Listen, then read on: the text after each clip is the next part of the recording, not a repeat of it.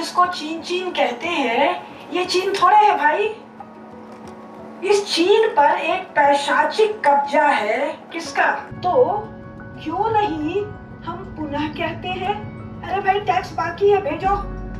और ये टैक्स 1931 तक ट्रिब्यूट के रूप में भारत आया है। फिर कह रहा है ये मैं जानबूझकर कह रहा हूँ। क्यों? ये भारत क्षेत्र है। 2010, 12, 14 में फिर कह रहा है 1960 के पहले एक किताब नहीं छपी हुई मिलेगी जिसमें चीन के बारे में कुछ भी है। मैं निवेदन करूंगा हमारे अगले वक्ता प्रोफेसर कुसुमलता केडिया जी, जिनकी अद्भुत पुस्तक है कम्युनिस्ट चीन अवैध अस्तित्व, इसके बारे में आप अपनी ओजस्वी वाणी से हम सभी को लाभान्वित करें। प्रोफेसर कुसुमलता केडिया भी बहुत जोरदार तालियों से स्वागत। सबको नमस्कार। मैं जब भी लिखती पढ़ती हूँ तो मेरा जो टारगेट ऑडियंस होता है वो होते हैं opinion maker, policy maker, decision maker. आज सुंदर अवसर है, तीनों मंच पर है। ओपिनियन मेकर निधीश जी, ये जो मीडिया है, print media, electronic media, mass media, net media, ये ओपिनियन बनाने का काम करती है।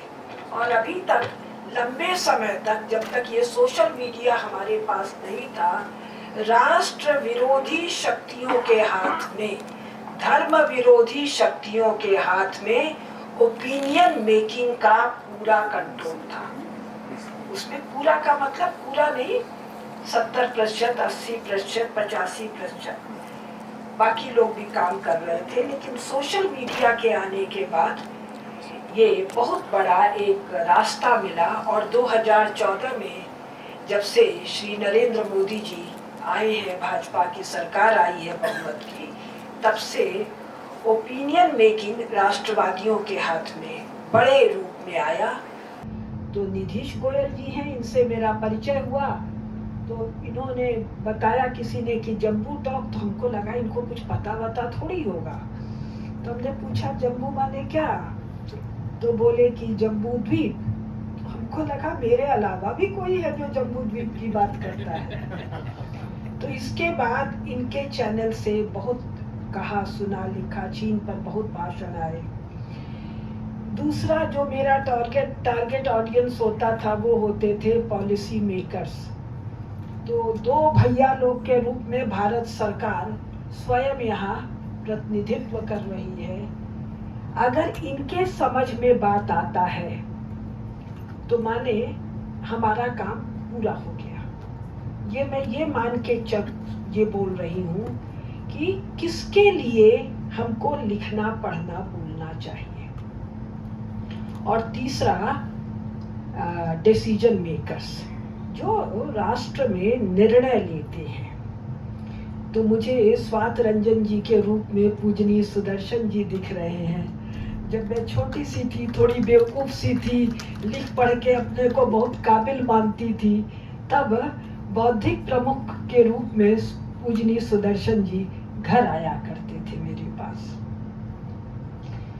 तो उनको कुछ कह देने का मतलब, ठेंगड़ी जी को के साथ 1 घंटा बैठने का मतलब, शेषाद्री जी के साथ 1 घंटा, डॉक्टर मुरली मनोहर जोशी जी, अपने अशोक सिंघल जी, इन लोगों के साथ 1 घंटा, 2 घंटा, कई बार 5-5 घंटे में बैठती थी। इनकी समझ में यदि बात आती है, ये कब की बात मैं कह रही हूँ, 90, 92, 93 की, 2014 की नहीं, तो वो बात पूरे देश में फैल जाएगी।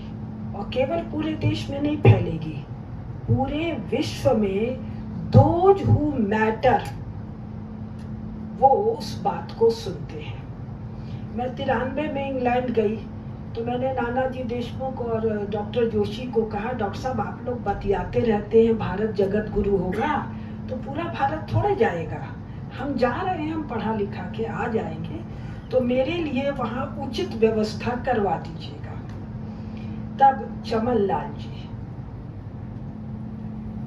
लाल जी से जब मैं मिली, कोई देख के जान नहीं सकता वो कौन है, और उनका उस समय के हेड्स ऑफ स्टेट और एक्स हेड्स ऑफ स्टेट से सीधा लेना देना। तो आज opinion maker, policy maker, decision maker तीनों बैठे हैं। तो मैं मेरी बात बहुत तेजी से कह रही हूँ। ये नेहरू एंड कंपनी जिसको चीन चीन कहते हैं, ये चीन थोड़ा है भाई। इस चीन पर एक पैशाचिक कब्जा है। किसका? कम्युनिस्ट पार्टी का, इंग्लैंड का, फ्रांस का, अमेरिका का। कोलोनियलिज्म की तो बड़ी चर्चा सुनी, कैपिटलिस्ट लोगों के कोलोनियलिज्म की बड़ी चर्चा सुनी, जर्मनी इटली के नाजिज्म की बहुत चर्चा सुनी, लेकिन ये सब मिलके जितना नहीं मार पाए 100-200 साल में, 25 साल में, अकेले माओ 1949 के बाद अकेले मारता है। जहां वो जगह चीन नहीं है, वो जगह है चीन, मंचूरिया, मंगोलिया, सिकियोंग, तिब्बत, हेन्नान। और ये चीन क्या है भाई? ये चीन तो भारत सरकार को वैसे ही टैक्स देता था जैसे जयपुर वाले टैक्स देते हैं। तो क्यों नहीं हम पुनः कहते हैं, अरे भाई टैक्स बाकी है, भेजो। और ये टैक्स 1931 तक ट्रिब्यूट के रूप में भारत आया है। नहीं पता है तो आपके जियोपॉलिटिकल क्लेम का क्या होगा? एक बात। दूसरा बात, पटेल जी तक, सरदार पटेल जी तक का चिट्ठी है नेहरू जी को। चीन बहुत विस्तारवादी है। अरे चीन तो अपने ऑफिशियल 2300 साल के इतिहास में 1800 साल हम भरतवंशियों का अधीन है, टैक्स देता है, गुलाम है, पराधीन है, स्लेव है, जो मन करे वो कहो, यूरो अमेरिकन भाषा में। और मैं जो कुछ कह रही हूँ, जो कुछ इस पुस्तक में है, ये यूरो अमेरिकन सोर्सेस के आधार पर है। क्यों? यूरो अमेरिकन सोर्स ही ऑथेंटिक लगते हैं, बाकी सोर्स तो समझ में नहीं आते हैं। 7वीं शताब्दी में एक वेन सॉन्ग भारत आता है और एक फाहियान की चर्चा करते हैं। कौन? यूरो अमेरिकन लोग। जिसको मानता कौन है? 1947 के बाद जिसको इलीगल ट्रांसफर ऑफ पावर हुआ है, नेहरू एंड कंपनी। नेहरू को तो एक सिंगल वोट नहीं मिला था कांग्रेस वर्किंग कमेटी में, एक सिंगल वोट नहीं मिला, दोबारा दिलवाया गया। तो ये इलीगल ट्रांसफर ऑफ पावर जिसको हुआ, वो सब कहते हैं चीन विस्तारवादी है। अरे चीन तो बेचारा कम्युनिस्टों के हाथ में गल रहा है, कट रहा है, टूट रहा है। चीन भारत का शिष्य देश है, भारत का अनुगत देश है, भारत का करद देश है। ये बात हमको कैसे पता? हमको पता हार्वर्ड जो छाप रहा है, कैम्ब्रिज जो छाप रहा है, ऑक्सफोर्ड जो छाप रहा है। हम कुल क्या कर रहे हैं? देखो भाई, पूरा यूरो अमेरिकन ब्लॉक कह रहा है, कहां पर?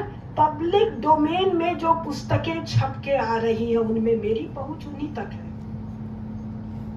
वो ये कह रहा है कि वो लाल सागर से लेकर चंपा किसको कहते हैं? वियतनाम को चर्चिल चंपा ही कह रहा है ना, सेकेंड वर्ल्ड वॉर तक। हम लोग भूल गए, तो ये तीनों का काम है हमको याद दिलाना। वो रॉबर्ट कापलान कह रहा है, एक किताब लिख रहा है इंडो पैसिफिक पर, तो वो कह रहा है चंपा की भग्न मूर्तियां, और फिर कह रहा है ये मैं जानबूझकर कह रहा हूं। क्यों? ये भारत क्षेत्र है। 2010, 12, 14 में फिर कह रहा है 1960 के पहले एक किताब नहीं छपी हुई मिलेगी जिसमें चीन के बारे में कुछ भी है। कहाँ पर? यूरो अमेरिकी सोर्सेस में। तो जब सोवियत रूस में क्रांति होती है, सोवियत रूस को अपने एलाई चाहिए, साथी चाहिए। पूरे एशिया में एक भी साथी नहीं मिला उसको। मंचूरिया में भी नहीं मिला, मंगोलिया में भी नहीं मिला, चीन में भी नहीं मिला।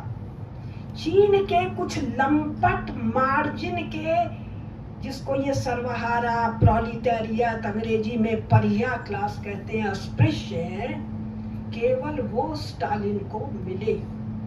और उसमें एक है माओ। और माओ को इस पूरे क्षेत्र पर कब्जा कराया रूस ने नहीं। रूस की औकात नहीं थी 1945 में। अमेरिका, इंग्लैंड और फ्रांस ने। क्यों कराया किसी को नहीं पता। क्यों? अभी तक policy making, decision making, opinion making में कब्जा किसका है? नेहरू एंड कंपनी, जिसको इलीगल ट्रांसफर ऑफ पावर हुआ है। ये कब्जा इसलिए कराया, दो को कंटेन करना था, इधर जापान को, इधर भारत को।